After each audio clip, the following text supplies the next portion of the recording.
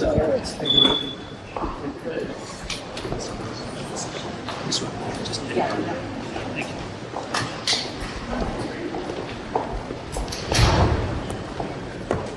good afternoon, everyone. Shamefully, the Democrats have put us into another government shutdown. This is day 25 of the shutdown for the Department of Homeland Security. We have tried repeatedly to engage them on a path forward. The White House has attempted to do that. By the way, the White House submitted their last offer to the Democrats 12 days ago. 12 days ago, no response. And so, here we are with important agencies of government that have vital national security and homeland security roles, people not getting paid. You're starting to see the lines at the airports because TSA employees aren't getting paid. Obviously, cybersecurity falls under the jurisdiction of the Department of Homeland Security, border security. You can go right down the list. FEMA, these are agencies that have a profound impact on the safety and security of the American people. And the Democrats have opted to, in the most cynical way, play politics. I mean, how much more cynical can you get than to play politics with issues that affect homeland security?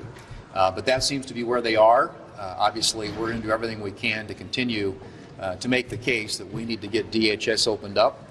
In fact, Senator Britt last week offered a couple different times unanimous consent requests to fund that department and those agencies, and to allow additional time for discussion with the Democrats so we could at least get into the negotiation, and they resisted that as well. So every attempt that we have made to sit down and try and get this Department of Homeland Security Appropriations bill across the finish line has been rebuffed by the Democrats with prejudice.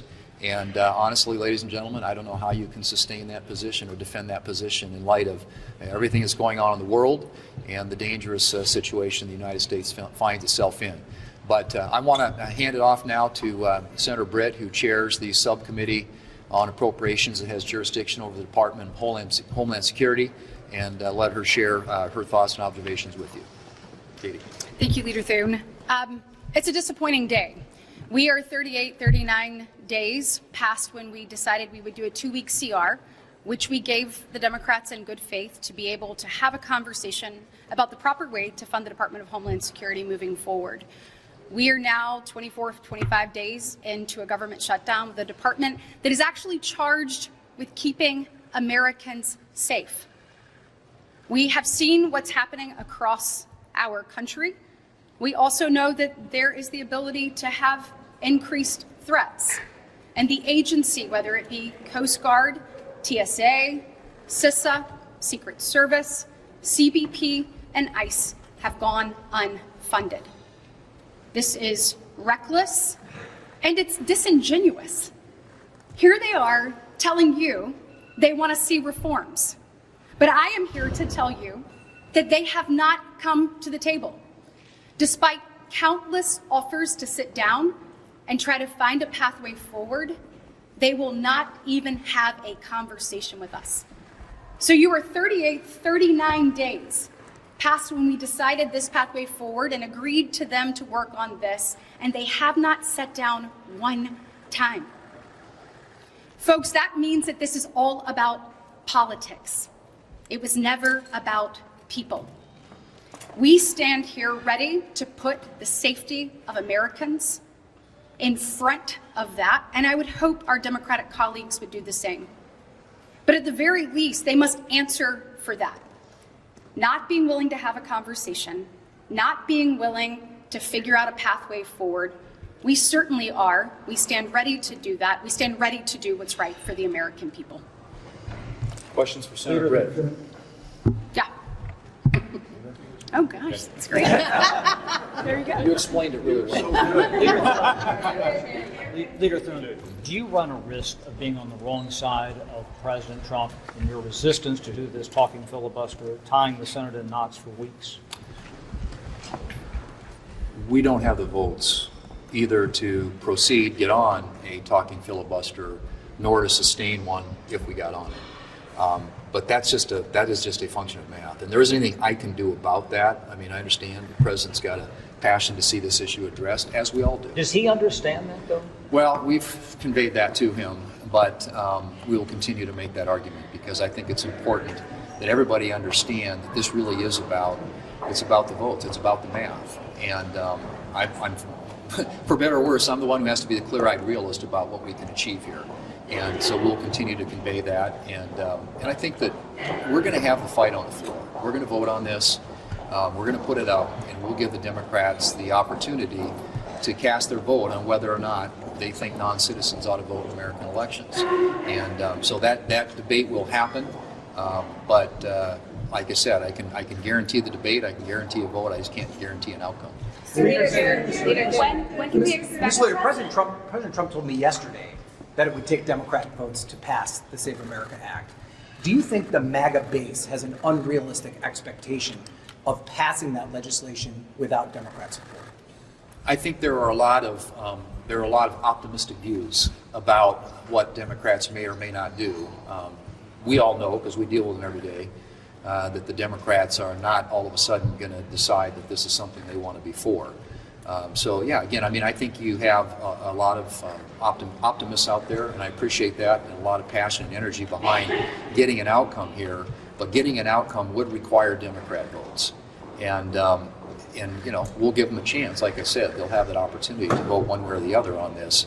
But I would be very, very surprised. Does it make it more difficult that the president keeps adding pieces of policy to this legislation? Would it be better if you just had a straight up or down vote on photo ID or citizenship, for instance? We certainly want to vote on the issues that came over from the House. The president has since that time added some additional components to his request, which we will figure out a way to get votes on as well. But obviously, I think the core issue with respect to the Save America Act is ensuring that non-citizens aren't voting in American elections, that only citizens are voting in our elections, and that they have to be citizens to register to vote, and they have to be citizens to vote. Based on what you said about the political nature of this debate, it seems like you're caught between the two big issues of keeping the government funded, DHS, and dealing with the voting issue in SAVE. Do you feel that at this point you may have reached a legislative stalemate in this body where it's very hard to get anything done? And then what happens to other bills down the line that may be in the queue soon that have less profile, like the Farm Bill? I think a lot of these are going to be, I mean, we're going to have a vote on the floor later today, and we will wrap up this week the Road to Housing Act, which will get hopefully close to 90 votes on the floor of the Senate. So very bipartisan, very bicameral. Both House and Senate, Republicans and Democrats had input into it. There are issues, I think, that transcend the political climate and environment we're in. But I think it's a reality that we all deal with. And the issue of DHS funding, in my view, should be a reflection of the fact that we can do basic things around here that help our government to function. And I think both sides, Republicans and Democrats of our constituents out there, believe that should be the case.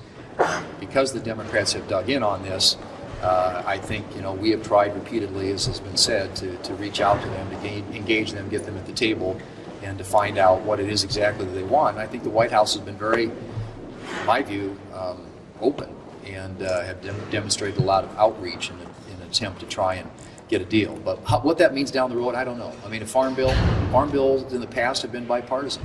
There are other issues that I think should be bipartisan. There are some really good conversations happening right now on permitting reform, which frankly is an issue that I think there should be bipartisan support for as well. So we're not closing the door on anything. The Democrats, their obstinance on the issue of funding the government, like I said, it's hard for me to understand or explain.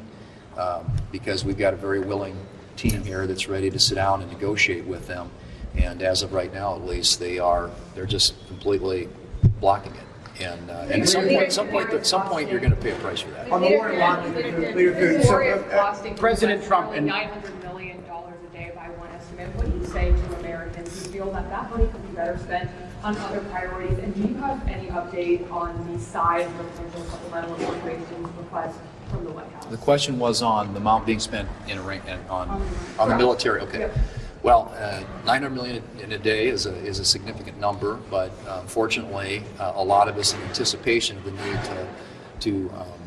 upgrade our national security capabilities last summer as part of the Working Families Tax Cuts Act put significant increase in funding for defense. And so I think we are well positioned. If you listen to our military leadership, we get an opportunity on a regular basis to get briefed by General Kane and others. And I think we are in a good place in achieving an objective that frankly is long overdue. I mean, I think this is something that is generational in terms of its impact, not only for that region, but for the entire world, because they continued, Iran, to be the largest state sponsor of terrorism in the world. They are on their way to a nuclear capability, and they're holding that entire region hostage, and American interests as well. So I think this was an important mission to accomplish, and hopefully it'll be accomplished soon. Senator Britt, what's your concern about a terrorism strike, Senator Britt, in this unfunding? Senator Britt? No, I